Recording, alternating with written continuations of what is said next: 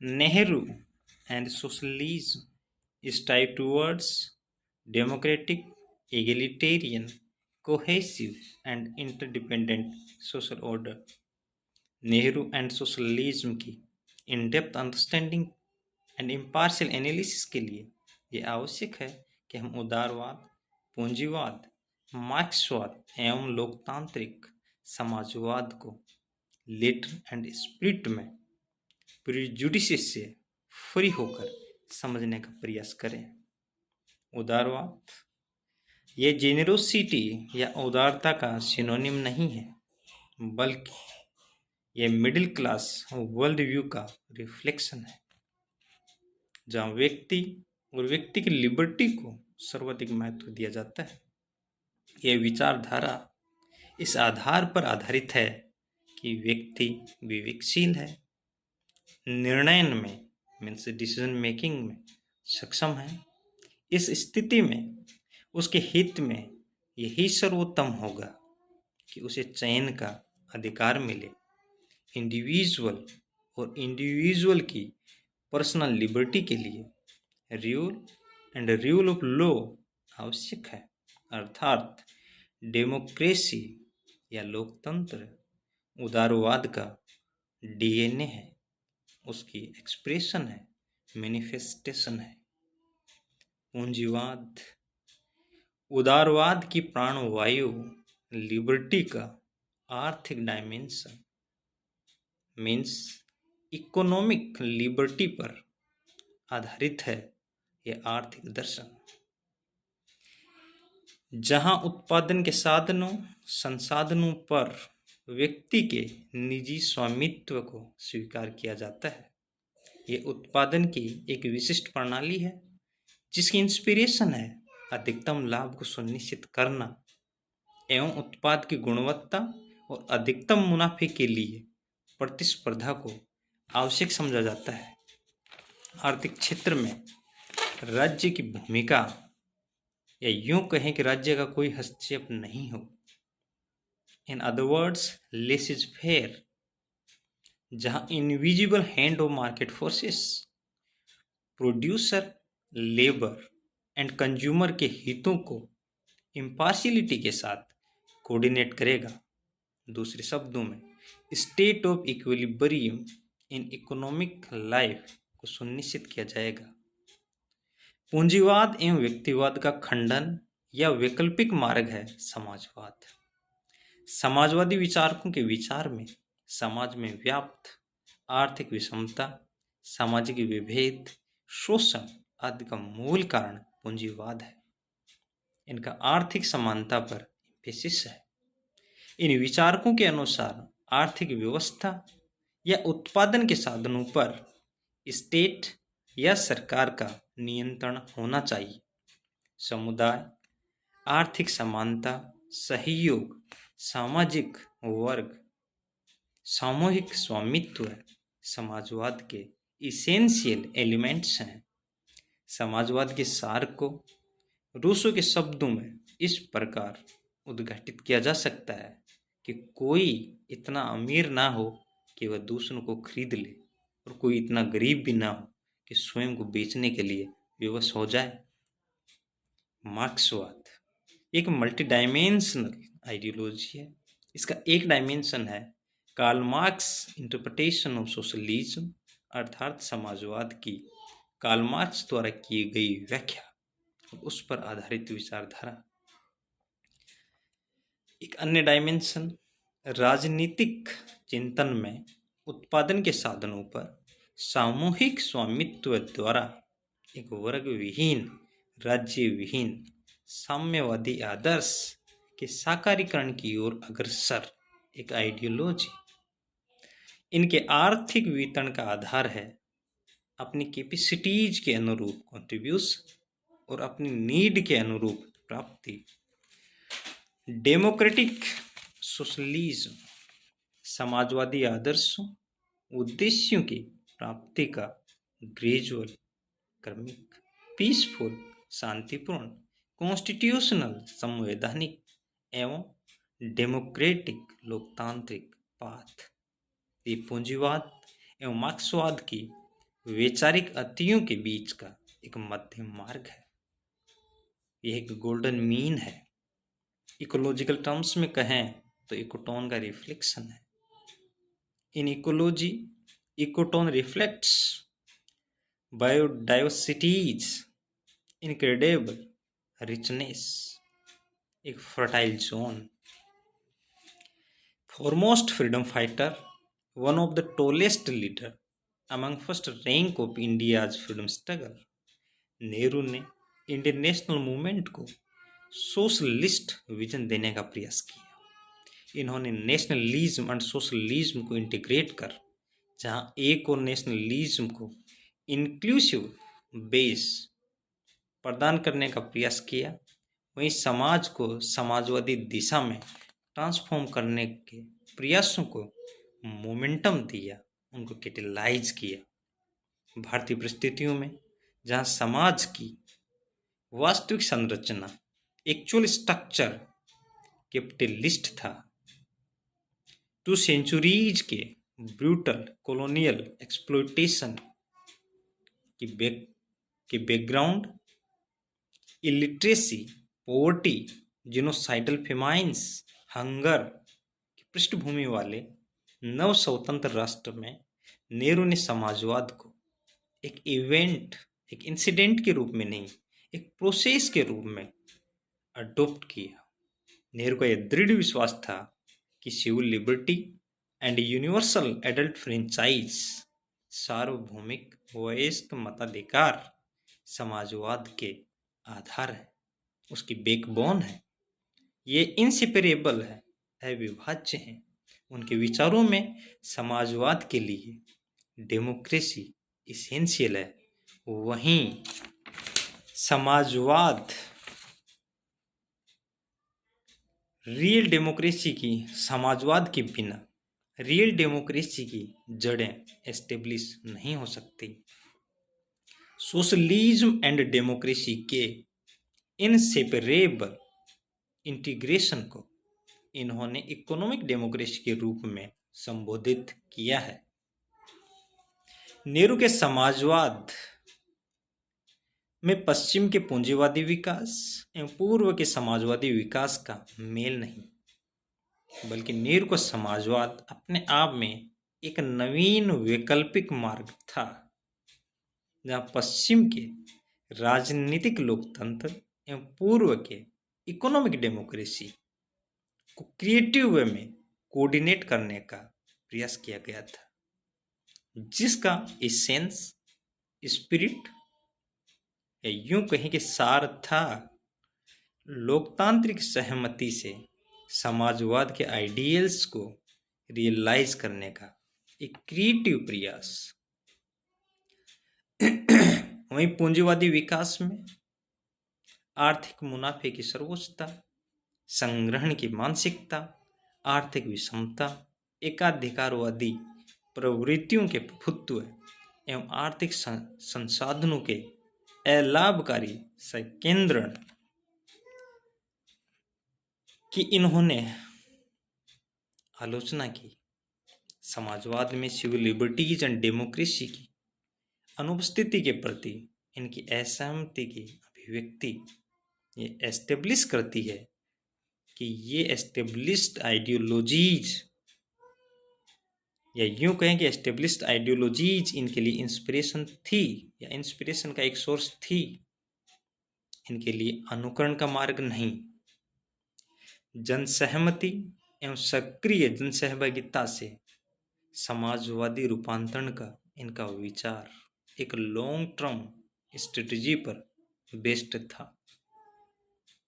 इनका विचार था कि करोड़ों लोगों को अचानक ही एक नवीन विकल्प की ओर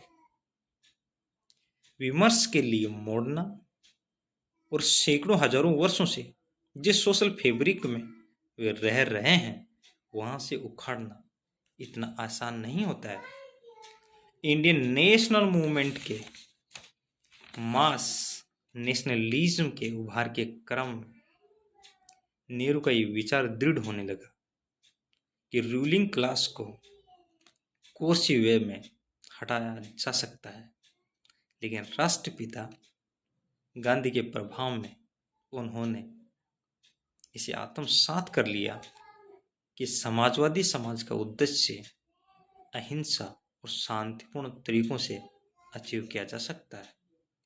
समाजवाद के प्रभाव में उन्होंने समाज में वर्ग संघर्ष की उपस्थिति को अवश्य स्वीकार किया, लेकिन इस संघर्ष का समाधान डेमोक्रेटिक वे से करने का उन्होंने प्रयास किया। इनके विचारों में निहित स्वार्थों को सहयोग के लिए इनिशियल फेज में प्रस्वेड करने का प्रयास किया जाना चाहिए। अगर सहयोग की कोई संभावना ही नहीं रहे और ये निहित स्वार्थ किसी भी तरह के सहयोग से इनकार कर दें, ऐसी स्थिति में इन निहित स्वार्थों को हटाया जा सकता है, लेकिन ये होगा डेमोक्रेटिक वे में और डेमोक्रेटिक चैनल्स के माध्यम से। इनकी समाजवादी आर्थिक नीति मिक्स्ड इकोनॉमी पर आधारित थी। मिक्स्ड इकोनॉमी ये पूंजीवादी एवं समाजवादी अर्थव्यवस्थाओं का मिश्रण नहीं है, बल्कि सदियों से क्रूर बर्बर औपनिवेशिक शोषण से उत्पीड़ित रहे राष्ट्र के आर्थिक पुनर्निर्माण, उसके समाज की पुनर्संरचना का एक वैकल्पिक मॉडल था, जहाँ कोल्ड वॉर के पोलराइज्ड वर्ल्ड ऑर्डर में किसी एक राष्ट्र पर डिपेंड न होकर अपनी इकोनॉमिक ग्रोथ एंड डेवलपमेंट को कैटलाइज करने, उसको एक्सीलरेट करने और अपने इंडिपेंडेंस को अक्षुण्ण रखते हुए आगे बढ़ने के प्रयासों में इस वैकल्पिक पाथ को अडॉप्ट किया गया, जो नव स्वतंत्र राष्ट्रों के लिए एक अनुकरणीय विरासत थी। औपनिवेशिक शोषण, विभेदों, उत्पीड़न एवं बर्बर दमन से बहुआयामी वंचनाओं से पीड़ित जनसाधारण के कल्याण एवं सशक्तिकरण के पर्पज से वेलफेयर स्टेट की संकल्पना को अपनाया गया, जहाँ राज्य के आर्थिक क्षेत्र में हस्तक्षेप की नहीं बल्कि निर्णायक पहलकारी इनेबलर की भूमिका सुनिश्चित की गई, जहाँ बेसिक एवं स्ट्रेटेजिक इंडस्ट्रीज को राज्य के ओनरशिप में रखा गया, क्योंकि पर्पज प्रॉफिट मोटिव की सुप्रीमेसी नहीं, नेशन बिल्डिंग का, नेशन मेकिंग का था। इलिटरेसी, हंगर, अनएम्प्लॉयमेंट, डिप्राइवमेंट से बेहाल उपनिवेश को इकोनॉमिक ग्रोथ डेवलपमेंट की ओर अग्रसर करने, उसकी इकोनॉमिक ग्रोथ को मोमेंटम देने के लिए यह आवश्यक था कि इंडस्ट्रियलाइजेशन को कैटलाइज किया जाए, उसे एक्सीलरेशन मिले, लेकिन इसके लिए आवश्यक मशीनरी, कैपिटल गुड्स के लिए आप पावर ब्लॉक्स में बटे किसी एक पावर के पीछे लघु बनकर आगे नहीं बढ़ सकते। ऐसी स्थिति में हेवी इंडस्ट्रीज की नींव रखी गई, जो इंडस्ट्रियलाइजेशन का फाउंडेशन क्रिएट कर एम्प्लॉयमेंट के नवीन अवसरों का सृजन कर सके। एग्जाम्पल, तत्कालीन यूएसएसआर के सहयोग से बोकारो, भिलाई जैसे स्टील प्लांट्स की स्थापना हो, जर्मन कोलेबोरेशन से राउरकेला, ब्रिटिश कोलेबोरेशन से दुर्गापुर स्टील प्लांट्स, जो एग्जाम्पल हैं डाइवर्सिफाइड इन्वेस्टमेंट का, इंडस्ट्रियलाइजेशन की बैकबोन का और एक रेजिलिएंट सप्लाई चेन के क्रिएशन का। कैपिटलिस्ट ब्रिटिश कॉलोनियलिज्म, जिस तरह प्राइवेट कैपिटल के निवेश ने भारत को दरिद्रता, दुर्भिक्षों और भूखमरी के गर्त में धकेला, जिसकी समझ 1857 के महाविद्रोह, जन विद्रोह या फर्स्ट वॉर ऑफ इंडिपेंडेंस के समय ही होने लगी थी, जिसे अधिक कंसेप्चुअलाइज्ड बेस दिया एम जी रानडे, दादा भाई नौरोजी आरसी दत्त से लेकर नेहरू की भारत एक खोज जैसी रचनाओं ने ऐसी शोषक एवं उत्पीड़क पृष्ठभूमि में निजी निवेश को खुली छूट देने की जगह राज्य की निर्णायक भूमिका या स्थिति समय के अनुकूल थी। साथ ही कैपिटलिज्म में बढ़ती मोनोपोलिस्टिक टेंडेंसीज, क्रोनिक कैपिटलिज्म ने इकोनॉमिक इनइक्वलिटी को इंटेंस किया। उसका विकल्प राज्य के कल्याणकारी इनेबलर भूमिका में देखा जा रहा था। निजी क्षेत्र को प्रोत्साहित किया गया, लेकिन राज्य की डिटरमाइंड प्रायोरिटीज के साथ सिनर्जाइज करके प्लान्ड इकोनॉमी को अडॉप्ट किया गया, क्योंकि जहां संसाधनों की सीमितता हो वहां संसाधनों को प्राथमिकता के अनुसार मोबिलाइज करना आवश्यक था। क्षेत्र विशेष के बीच आर्थिक विषमताओं को मिनिमाइज कर बड़े प्लांट्स के साथ टाउन्स एस्टेब्लिश कर वहाँ भारत की विविध प्रकृति की विविधताओं, चाहे भौगोलिक हो या सांस्कृतिक, भौगोलिक एवं सांस्कृतिक विविधताओं के पृष्ठभूमि के लोगों को राष्ट्र निर्माण के इन कार्यों में सहभागी बनाकर वहाँ इंडिया के माइक्रोकोज्म को रिफ्लेक्ट कर राष्ट्र के एकीकरण को भावात्मक स्तर से कॉन्क्रीट कैपेबिलिटीज में ट्रांसलेट करना आवश्यक था। राष्ट्र निर्माण के इस पायस एंड विजनरी संकल्प के प्रति कॉरपोरेट की सहभागिता बॉम्बे प्लान में देखी जा सकती है। आखिर क्यों भारत ने कैपिटलिस्टिक या सोशलिस्टिक इकोनॉमिक डेवलपमेंट के मॉडल्स का अनुकरण करने की बजाय planned economy with democratic spirit को अपनाया? इसे अधिक गहनता से समझने के लिए इन एग्जाम्पल्स को एसिमुलेट या विजुअलाइज करने का प्रयास करना चाहिए। कैपिटलिस्टिक इकोनॉमी के साथ प्रॉफिट मोटिव की सुप्रीमेसी, संग्रहण की इंस्टिंक्ट या एक्विजिटिव इंस्टिंक्ट, वेल्थ कंसंट्रेशन की extremity, chronic capitalism led corporate bureaucratic and politicians के नेक्सस, जिसकी परिणति है economic inequality, disparity, island of wealth in deprivation. Capitalistic models के साथ क्राइसिस की एक साइकिल इनबिल्ट रही है। Example the great depression of 1929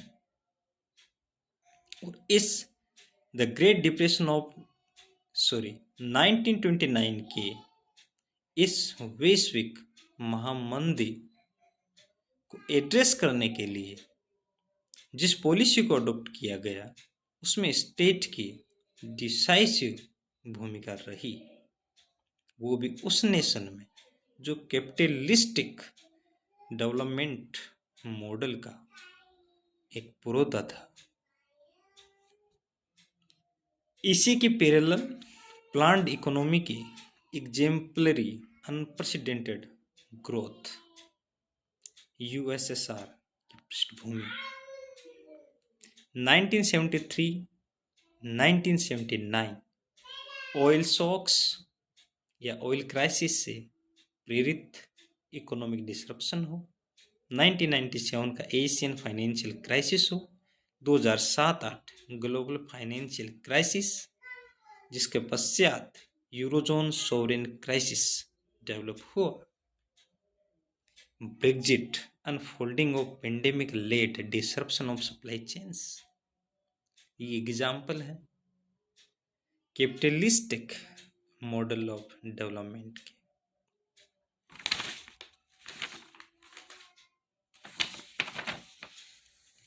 Europe में इकोनॉमिक क्राइसिस के बैकग्राउंड में डिह्यूमनाइजिंग फासिज्म का जो उभार हुआ, imperialism is the highest stage of capitalism, Lenin के इन विचारों ने यह एस्टेब्लिश किया कि साम्राज्यवाद का आधार पूंजीवाद है, जिसके आधार को उन्मूलित करके ही उपनिवेशवाद या साम्राज्यवाद का अंत संभव है। जो weaknesses capitalistic model of development की रही, उसी तरह सोशलिज्म या सोशलिज्म के मार्क्सिस्ट वर्जन मार्क्सिज्म में भी कुछ कमियां इनबिल्ट थी। For an example, violent class struggle, जो किसी भी नेशन के इंटीग्रेशन के लिए अनुकूल नहीं कहा जा सकता। Dictatorship of dictatorship of proletariat के नाम पर इनिशियल फेज में सिंगल पॉलिटिकल पार्टी का डोमिनेंस और उसके पश्चात एक सिंगल ऑटोक्रेट पर्सनैलिटी का dominance. Example, Bolshevik revolution Russia. In initial phase Bolshevik party का डोमिनेंस और उसके पश्चात स्टालिन का अधिनायकत्व। चाइना में माओ, जहां सोशलिज्म के इन एग्जाम्पल्स में सिविल लिबर्टी, डेमोक्रेसी, डिसेंट को एनिहिलेट किया गया फोर्सफुली।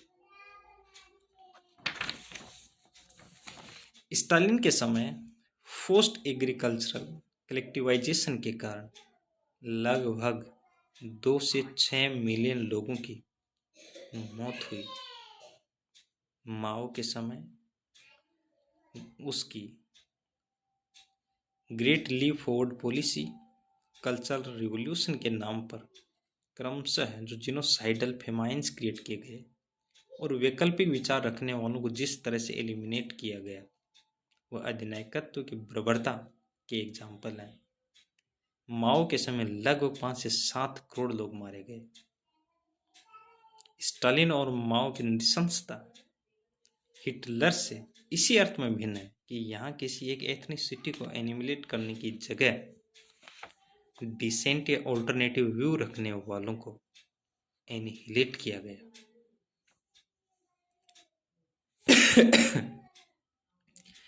नेहरू के सोशलिस्ट मॉडल की या उनके सोशलिज्म की एक सीमा ये रही कि वो father of nation Mahatma Gandhi की तरह कोई मास स्ट्रगल को मोबिलाइज नहीं कर पाए। अगर ऐसा होता और लैंड रिफॉर्म्स को लेटर एंड स्पिरिट में इम्प्लीमेंट किया जाता तो संभव था कि आज इंटरनल सिक्योरिटी के लिए सबसे बड़ी थ्रेट लेफ्ट विंग एक्सट्रीमिज्म की कंसर्न्स को, इश्यूज को एक इम्प्रेसिव वे में एड्रेस किया जा सकता था। नेहरू, जिन्होंने ग्रीन रिवॉल्यूशन की नींव लार्ज इरिगेशन प्रोजेक्ट्स के माध्यम से रखी, वहीं आज नॉलेज रिवॉल्यूशन के जो ड्रीम्स देखे जा रहे हैं, उनकी नींव एक इंस्टीट्यूशन बिल्डर के रूप में Indian institute of technologies, Indian institute of management, JNU, Indian institute of science जैसी संस्थाओं ने रखी। 1991 के पश्चात इंडिया ने इकोनॉमिक रिफॉर्म्स का जो पाथ अडॉप्ट किया है, उसके आधार पर कई लोगों को ये इल्यूजन हो जाता है कि भारत अपने सोशलिस्टिक आइडियल से पीछे हट रहा है। लेकिन सच में 1991 के पश्चात स्टेट की सिविल सोसाइटी और मार्केट के बीच इंटरफेस की जो भूमिका उभरी है, उसने सोशलिस्टिक आइडियल्स को रियलाइज करने के लिए इसेंशियल रिसोर्सेस के मोबिलाइजेशन को स्टेट ने मोमेंटम दिया है।